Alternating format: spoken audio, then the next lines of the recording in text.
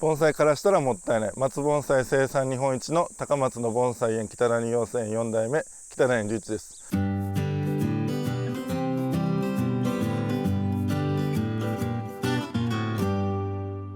以前うちの園の周りにも畑があってそこをご紹介したんですけども、今日は他の場所にも畑がうちございますので、それを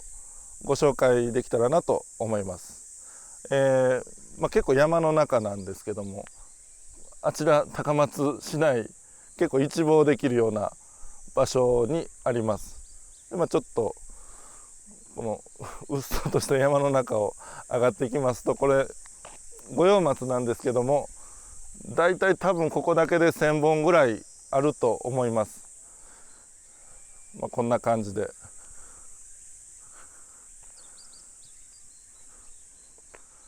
ここに五葉松を植えてだいたい40年ぐらいで、僕の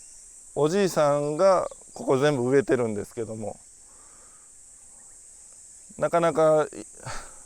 海外の方もここお見せすることがあるんですけども、結構喜んでくれたりします。ただちょっと植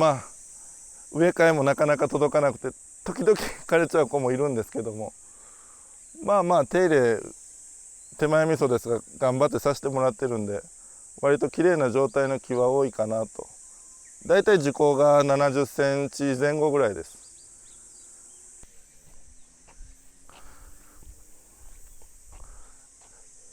結構斜面なんで雨の後とか滑りやすいんですが、いつもここら辺に軽トラ置いて、こういう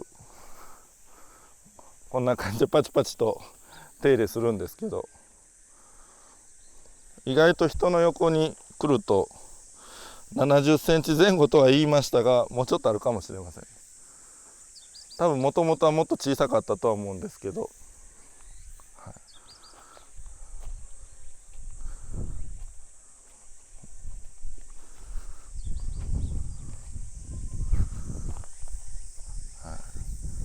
だいたいこれを全部手入れしだして、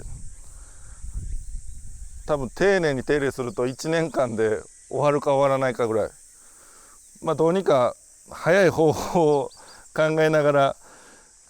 大きいハサミでバサバサいったりとかそんなんしながら、それだったら手入れ必死でしたら1ヶ月半ぐらいでどうにか終わるぐらいですね。ここの畑一つが地元の人からもよく管理してるなと褒められたりもします。こんな感じでどうにか畑からも高松の町が見えるような感じで、ここ五葉松1000本ぐらいと言ったんですけども、あとまだ黒松の畑がなかなかたくさん量があるとこもう一つありますんで、それを次にまたご紹介しようと思います。先ほど五葉松の畑を紹介して、近所にもう一つ黒松の畑がありまして、それを今ご紹介してるんですけども、この今結構たくさん映ってます。多分何百本か下手したら1000本近くあるんですが、これのほとんどがその山鳥の黒松、山鳥というのは山に自然に生えてた黒松が山鳥、それを取ってきたのが山鳥の黒松なんですけども、僕の祖父、北谷養成園でいうと2代目が、その瀬戸内海の島から60年ぐらい前に掘ってきて植えたのがここの黒松です。だからだいたい樹齢が100年超えるのばっかりですね。ピンからキリまではあるんですけど、結構いい木も混ざってるので、これも手入れはここのはさすがにねいい木が多いので、一本一本小さいハサミで毎年毎年摘んでるんですけども、なかなかな手間はかかりますね。その回あってか結構綺麗な状態で保ててるかなとは思います。ちなみにここの盆栽と、さっきの畑と家の畑とだいたい合わせた数をちょっと字にしてみました。これうちで一本一本数えたんでなくて、だいたいその何年か前に県の方が数えてくれる機会があったんで、その時の数字なんですが、大体黒松がうちの鉢物で2000本ぐらい、この地植え、この辺に植わってる地植えなんですけど、これがこことか家の合わせて1500本ぐらいで、苗で2000本、錦松、鉢植え今ちょっとしかないんです、5本ぐらいと、その家の畑とかここに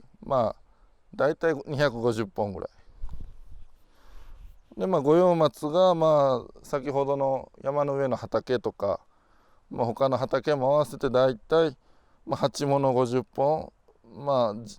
その畑の五葉松が1300ちょいちょいで、大体合わせてうちで今持ってるのが7000本ぐらい。結構木梨町でいうとこれぐらい持ってる方ちらほらおられるんですけども、山鳥の黒松がこんなたくさんあるのは、日本中探してもそうはないと思います。下手したらうちぐらいかも分かりません。でこの7000本をもう還暦もとうに過ぎた70近い父親と僕と、僕40歳手前なんですけども、2人で管理して、